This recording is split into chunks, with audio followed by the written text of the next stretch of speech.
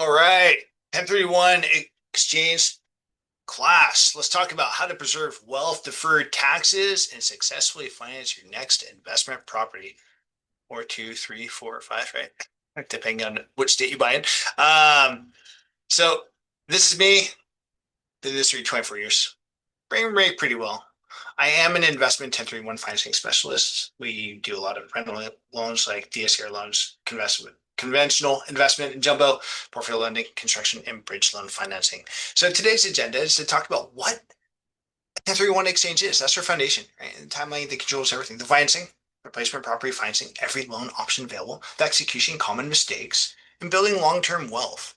Why investors use 1031 exchanges. Common motivations are deferring capital gains tax, growing the overall portfolio, moving into larger properties, and diversifying geographically, moving cash flow, and supporting long-term estate planning goals. Tax consequences do vary by situation, so you always want to confirm the specifics with your accountant or CPA. I have quite a few that I really like, love to make an introduction. 1031 exchange, the basic concept is selling an investment property, reinvesting the proceeds into replacement property, and deferring capital gains under qualifying rules. Again, that's why your CPA is there. You want to talk to your accountant. So who could use one? Eligible property types are investment property, business use real estate, rental property, commercial property, vacant investment land, primary residences, not general, I'm sorry, that's a mistype. They don't qualify. It's got to be investment property. It's an investment, right? So the exchange is the investor drives the strategy and decisions, qualified intermediary, holds proceeds and facilitates the exchange. That's also called a QI, by the way. Mortgage lender finances the replacement property, CPA attorney, guide tax and legal compliance. Then you have your realtor and escrow teams, right? They execute stuff. Understanding the timeline. Why financing must begin early. Day zero, sale of the relinquished property closes. Day 45, replacement property must be identified. Day 180, exchange completed. Why financing can make or break an exchange. What can go wrong? Tight deadlines leave little room for financing delays. Appraisal timing can jeopardize the 180-day window. Underwriting surprises can derail an otherwise sound plan. Loan approval and closing coordination must be precise. A financing delay doesn't mean slow down the deal. It can unravel the entire exchange. Keep that in mind. Like kind property explained. General review. Broadly includes residential investment property, commercial property, land, mixed use property. Like kind is a broad concept for investment real estate.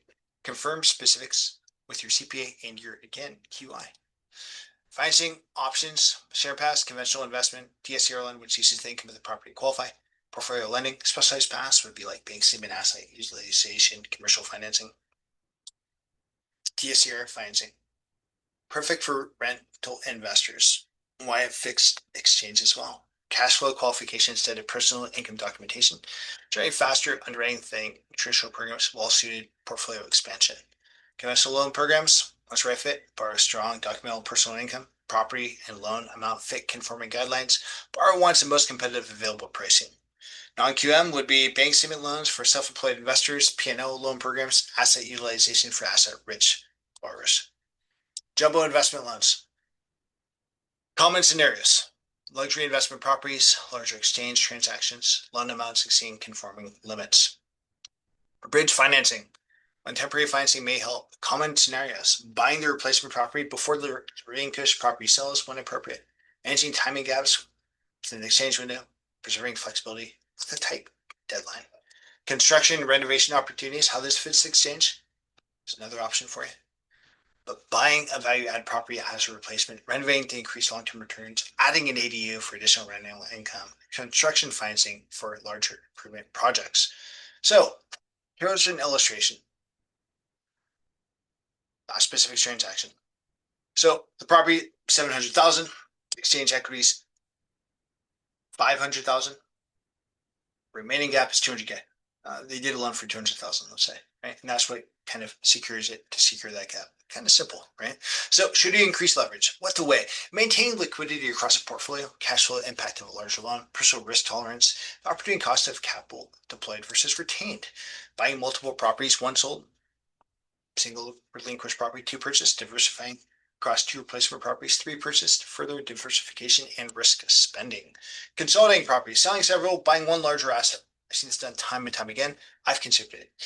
So larger loan amount in the single replacement property, coordinating multiple replicas, closings, timing all sales to align is hard to do with that exchange window.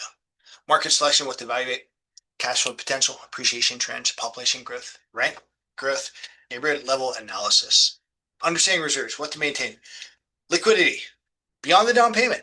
You want to make sure you're paying for vacancy, repair and maintenance, and capital improvement. You're set up for that, right? So we do an analysis. I'll show 20, 25, and 30% down. So we'll show the cash flow analysis and we look at leveraging and things like that once you apply. And it's basically a whole coaching series and a presentation we'll build out. And it looks at ROI as well, so you can see return of investment. It's one of the tools that we like to use a lot.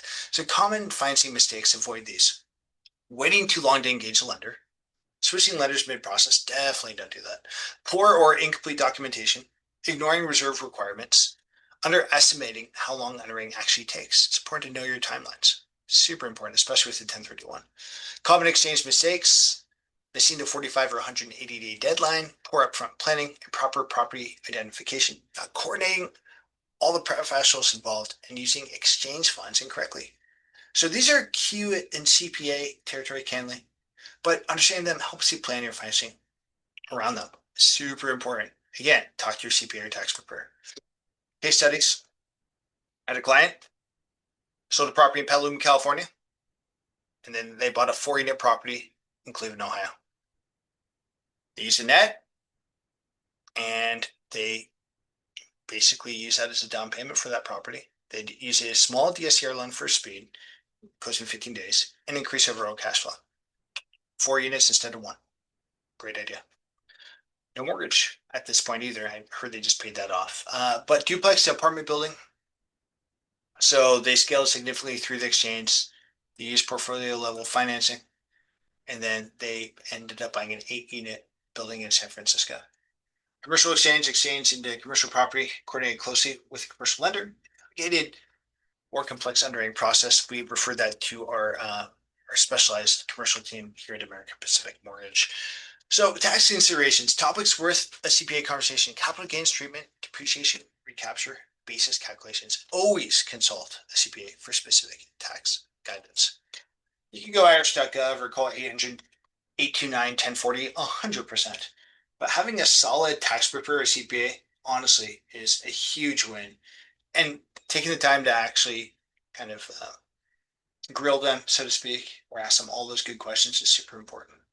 Estate planning benefits, general concepts only here, but legacy planning across the real estate portfolio is huge. Portfolio transition to the Harris inherited property tax treatment.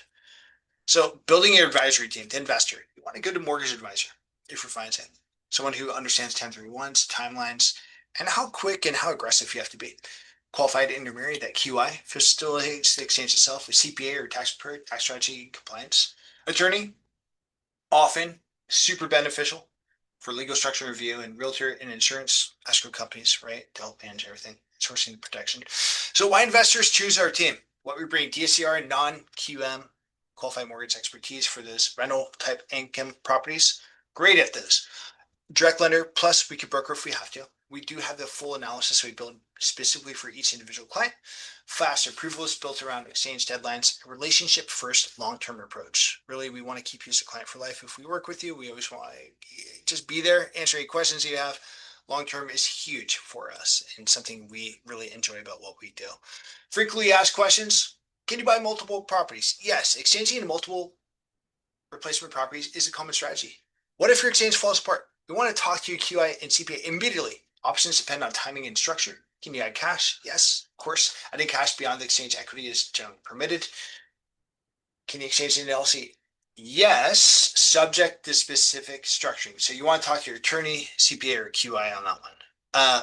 Your 1031 checklist is hiring qualified intermediary, make your CPA, talk to your lender early. Review financing options, identify the replacement property, and begin underwriting as soon as possible. So we have a lot of resources here. Those are just a few of them.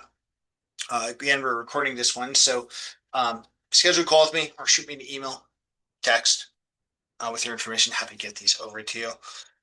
Next steps would be schedule a consultation.